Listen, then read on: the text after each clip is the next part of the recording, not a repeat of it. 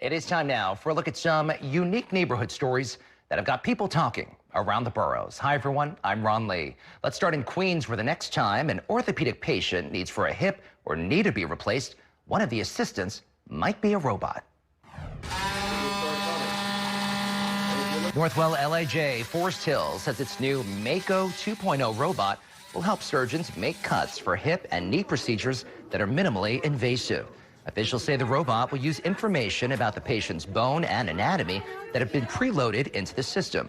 One woman from Jackson Heights, who is in her 70s, tells us she would have no problem with having a robot play a critical role in her upcoming surgery for total knee replacement. Being that this is a new system now, a new technique, I'm willing to try it to see if I could walk better. It allows the knee to be put in perfectly, which increases the function of the knee as well as the longevity. The hospital was able to purchase the robot after Congresswoman Grace Meng helped secure $1 million in federal funding.